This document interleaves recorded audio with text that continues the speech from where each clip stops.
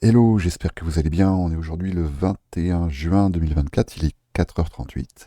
On va regarder un petit peu ce qui s'est passé hier et on est aujourd'hui c'est vendredi, donc on va avoir une clôture weekly, et éventuellement ce à quoi on peut s'attendre là aujourd'hui. Et puis je vais pas faire très long, je pense aujourd'hui. Je vais vous montrer un peu les quelques positions que j'ai pu prendre hier et pourquoi je les ai prises, et éventuellement ce qu'on peut peut-être en tirer comme enseignement. Ce que moi, en tout cas, j'en tire comme enseignement. Donc là, je suis en daily sur le dollar. Là, je suis sur les futurs.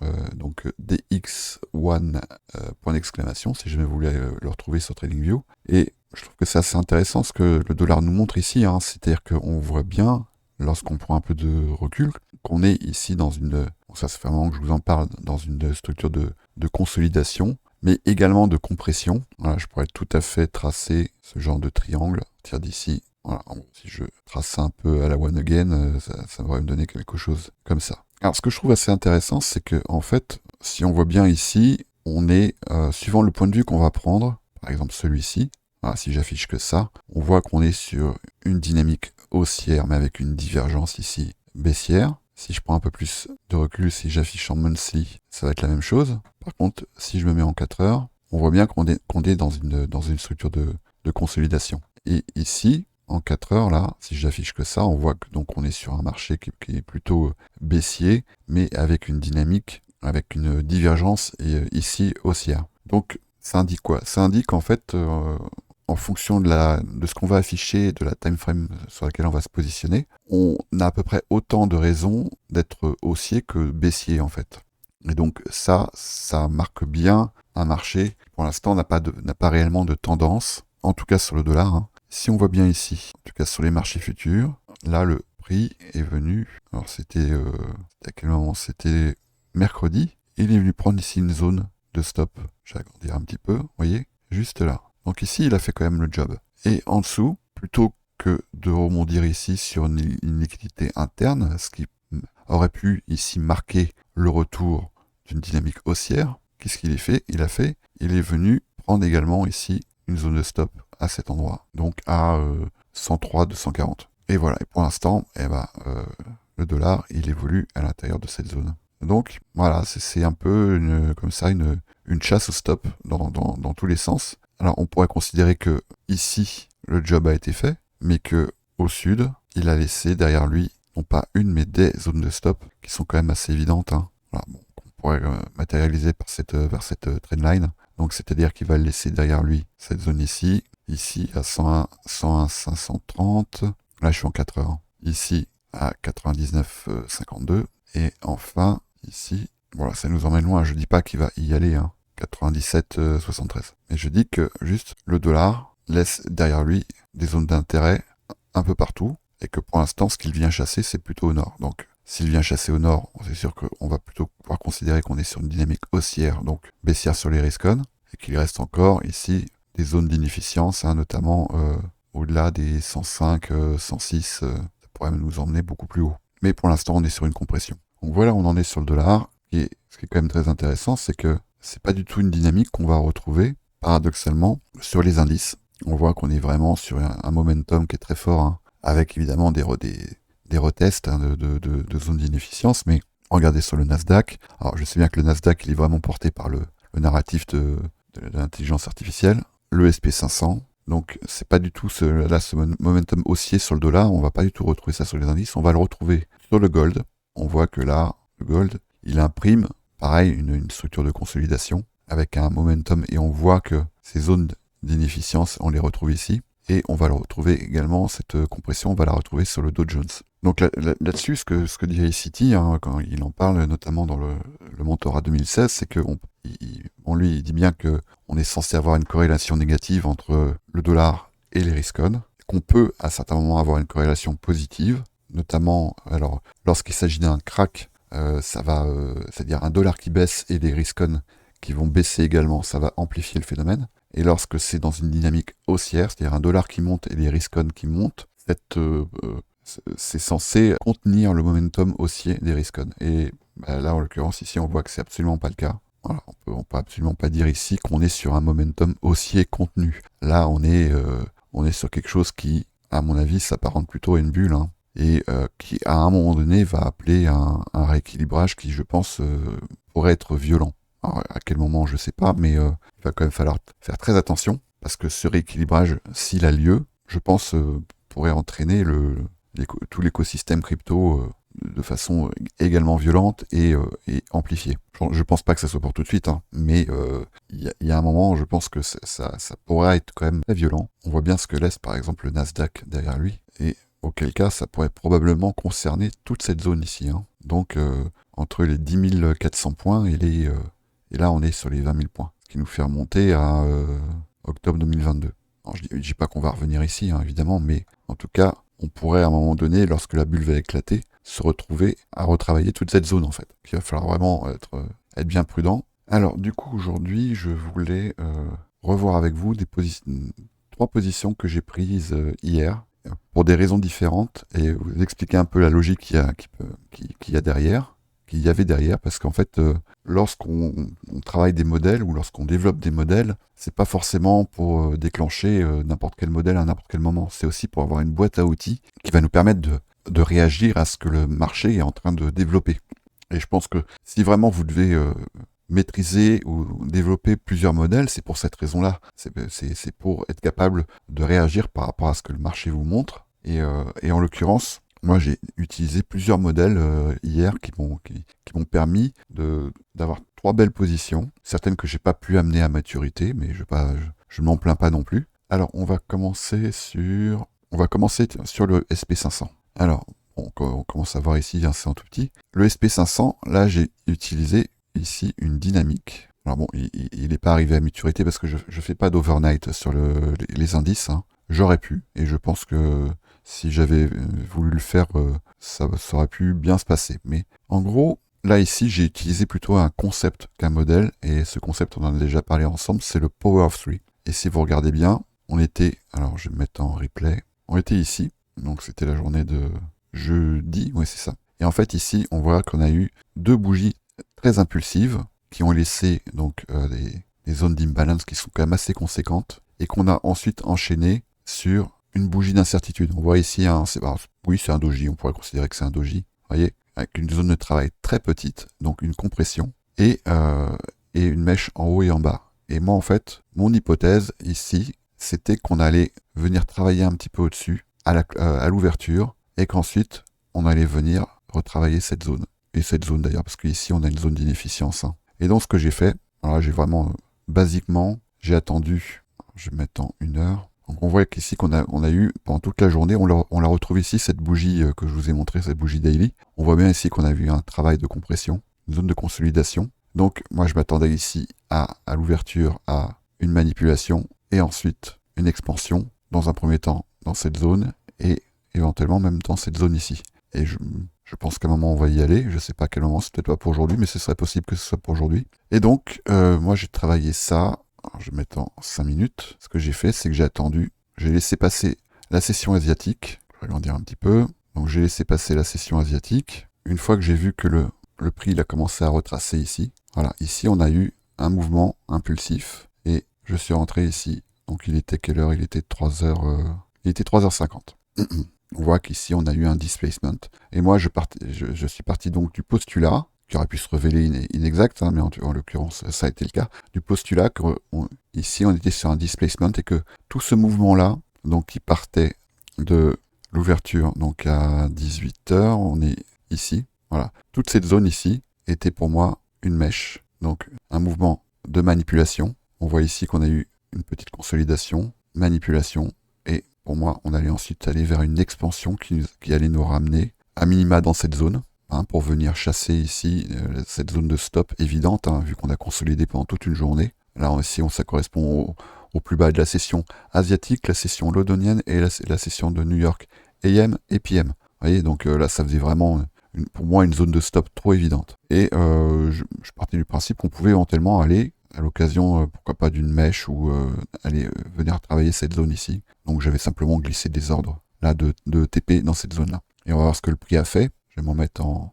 15 minutes. Boum. Voilà. Il est venu faire quoi? Donc il est venu ici, effectivement, chasser cette zone. Et ça s'est fait par une mèche. Par contre, on voit qu'on n'a pas eu de clôture en dessous. Donc j'ai l'impression que, pour l'instant, c'était l'objectif de ce mouvement ici, et que on va peut-être pas tout de suite aller retravailler cette zone ici d'inefficience, mais que ça va constituer un point d'intérêt à l'occasion d'un, je pense, d'un stress du marché. Je pense que ici, on va venir le retravailler. Je sais pas quand, mais en tout cas, moi, ici, j'ai clôturé. Alors, j'ai pris mes profits, évidemment. J'ai pris des profits ici. J'en ai pris ici. Et sur la PM, lorsque j'ai vu qu'on a commencé à consolider dans cette zone, j'ai clôturé ma position. Ce qui reste malgré tout une très bonne opération. Donc là, ici, j'ai appliqué un modèle tout simple. C'est donc le Power of Three. On voit bien que si je prends tout ce mouvement-là, si je me mets en daily, voilà la forme que ça prend. C'est cette bougie ici, d'accord? Donc, consolidation à l'ouverture, manipulation jusqu'à la London, et après, expansion pendant la New York AM, et arrivé à la New York PM, on est venu clôturer ici, dans cette zone. Donc, on est quand même venu clôturer au-dessus du plus bas de cette bougie daily. Donc, on était bien ici sur une chasse aux liquidités. A priori, Alors, je dis pas qu'il faut faire comme ça, mais moi, en tout cas, voilà comment j'ai appliqué ce modèle du Power of Three ici. Alors, une autre position que j'avais prise, c'était sur le gold. Et là, j'ai appliqué un autre modèle. Je recommande pas forcément de faire ça, de prendre plusieurs positions, parce que là, je suis rentré également sur la London, parce que le gold, moi, j'aime bien le trader sur cette zone temporelle ici. Et alors là, ici, il faut que je vous mette les indicateurs de Viniz. On avait ici la session asiatique, d'accord? On avait ici un breaker. On retrouve ici en M2, on va retrouver en M5. Et on voit bien que le prix, il a réagi favorablement ici, à cette zone. Et à l'ouverture de la London, je vais enlever ça, voilà. Donc, à 3 heures, on voit ici qu'on a eu un displacement. Alors, la difficulté ici, c'est qu'on a eu un displacement, mais qui n'a pas laissé de zone d'inefficience. Mais moi, mon biais, c'était qu'on allait venir retravailler cette zone, ici, parce qu'il y avait une confluence avec ce breaker. Voilà, cette zone ici. Donc, je vais le marquer avec cette bougie ici. Là, je suis en 2 minutes. Vous voyez comment le prix ici, il a réagi sur cette zone. Et voilà. Donc pour moi, il y avait une zone d'intérêt évidente. Et ce que j'ai utilisé ici comme point d'entrée, j'ai pris ce range. Alors j'aurais pu faire différemment. Avec le recul, je me dis que j'aurais dû faire différemment, mais bon, je vais pas quand même me plaindre parce que là, j'étais sur un 6 pour 1. C'est qu'ici, j'ai appliqué une OTE, donc Optimal Trade Entry. Et ici, j'ai pris une GAN box. Vous la trouvez ici, la GAN box, elle est là. Voilà, la boîte de GAN ici. Et ça vous donne juste les 0,5, les 50%. Et donc, je suis rentré tout simplement ici sur les 50% de ce range. On voit bien ici qu'on a eu un displacement, même s'il n'a pas laissé d'inefficience, qu'on est venu ici créer une fractale en fait. Alors c'est vrai que dans le modèle 2022, ICT, il parle beaucoup, il utilise les OTE, et lui, une de ses OTE favorites, c'est la 0,7.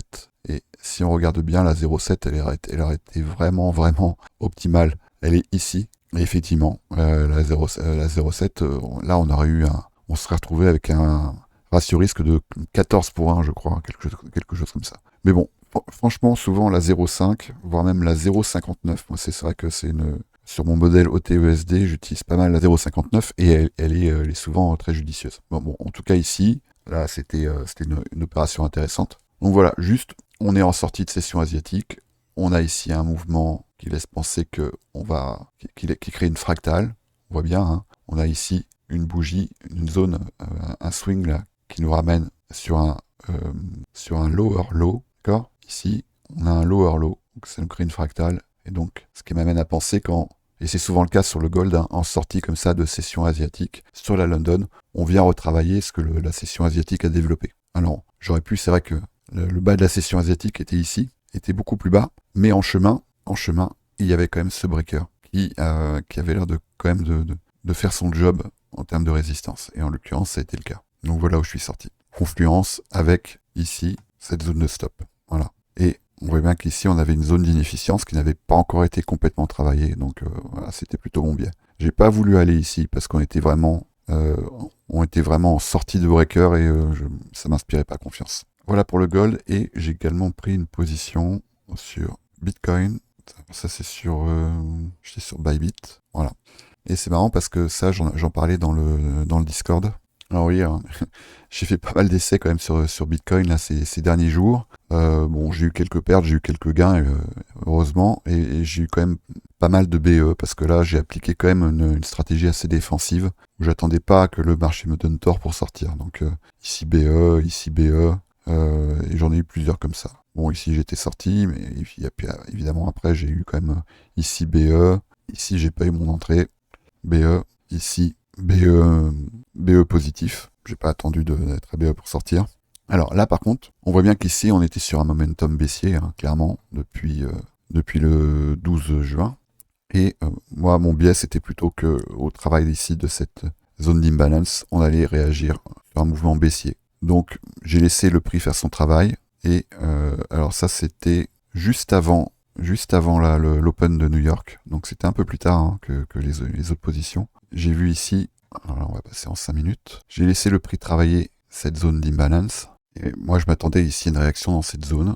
Et je l'ai eu ici, avec, pareil, là, un displacement. On voit bien, série de 1, 2, 3, 4, 5 bougies impulsives. Et donc, je suis rentré au marché. Voilà. Donc, c'était pas une entrée hyper précise, mais moi, ça m'allait. Je suis rentré au marché ici. Et d'autant que j'avais ici noté un breaker qui avait fait son travail, là. Un breaker, il peut avoir une durée de vie quand même assez longue. Hein. Et si je l'étire, voilà, on voit que le prix, il est venu réagir. Donc, j'aurais même pu rentrer un peu plus haut, en fait. Hein. Mais bon, c'était une hypothèse, je savais pas du tout. J'aurais été vraiment très étonné que le prix traverse comme ça cette zone d'inefficience. Pour moi, l'objectif c'était dans un premier temps de venir retravailler dans cette zone, de venir retravailler notamment cette zone ici. Et mon biais, donc là évidemment j'ai pris des profits, hein, j'en ai pris par ici. Mon biais là, c'est que on pourrait venir retravailler les 64 0,26.6. Je suis sur Bybit, hein, je ne sais pas sur les autres brokers à quoi ça correspond. Donc là, le travail est peut-être terminé parce qu'on voit qu'ici, on a une zone de consolidation. Pour aujourd'hui, moi, je ne serais pas du tout étonné qu'on vienne faire un turtle soup, en fait. Hein. C'est-à-dire, parce qu'on a quand même ici une impulsion qui est quand même assez forte. Et donc, un turtle soup, ça pourrait se manifester de cette façon-là. Je suis pas en train de faire un call, hein, évidemment, mais moi, j'ai quasiment plus rien ici. J'ai sorti quasiment 80... j'ai dû sortir 80% de ma position ici, hein, dans cette zone. Mais j'ai gardé un petit reliquat, parce que je serais pas du tout étonné qu'il nous fasse quelque chose dans la journée qui ressemble à ça. Voilà. Et après, à voir. Voilà, qui ressemble à quelque chose de cet ordre-là. Pour venir un peu terminer le boulot ici, parce que, pas oublier d'où on sort, est-ce que le prix a laissé derrière lui? En fait, il a laissé quand même une zone de travail ici. Hein. Et donc, moi, je suis assez d'accord avec Tonton. Hein. Je pense qu'ici, on est dans une zone de rebond qui est, pour moi, assez évidente. On voit bien ici, cap, rebond, inefficience. Ici, displacement. Là, je pense on termine le boulot ici. Et à un moment donné, je pense que le boulot a terminé. Et c'est plutôt ici que ça va se passer. À quel moment, je sais pas. Je serais très étonné que dans l'immédiat, on vienne de retravailler cette zone ici, sous les 56K. Mais bon, si c'est le cas, je prendrai acte, hein, évidemment, mais pour l'instant, je serais très étonné. Donc voilà ce à quoi je m'attends pour aujourd'hui. Ce qui me reste engagé sur cette position, de toute façon, à un moment donné, je le sortirai. Si je vois que le prix commence à venir retravailler un peu plus haut ici, je prendrai acte de ce que le Bitcoin est en train de faire. Mais là, ce serait plutôt mon biais. Hein. Voilà, on pourrait me faire quelque chose comme ça. Bon, je vais vous laisser là-dessus. Pour l'instant, on va pas parler des alts. Hein. Je pense que globalement, on arrive sur des niveaux qui, à mon avis, vont être intéressants et auxquels, lorsqu'on les regardera plus tard, on se dira, pour ceux qui ne sont pas positionnés, ah tiens, j'aurais peut-être dû glisser une petite cartouche dans cette zone. Et donc, de placer des ordres sur les assets qui vous intéressent, sur des niveaux qui peuvent même paraître assez incongrus, assez improbables, en fait, c'est pas idiot. Hein. Je sais que moi, j'ai obtenu comme ça de très bons prix sur des assets qui m'intéressent et qui, je pense, à un moment donné, vont s'exprimer. Donc, évidemment, je suis conscient du risque que je prends et sur le spot, comme ça, sur des cryptos, moi, je considère que l'argent que j'y mets, il est perdu, en fait. Donc, ça veut pas dire que je vais le laisser aller à zéro si jamais ça va à zéro, mais ça veut dire que si c'était le cas, ça va pas changer ma vie de perdre cet argent. Eh ben, bonne journée, et puis on se retrouve ce week-end si j'ai le temps, parce que là j'avais quelques jours très chargés pour une weekly review. Allez, salut!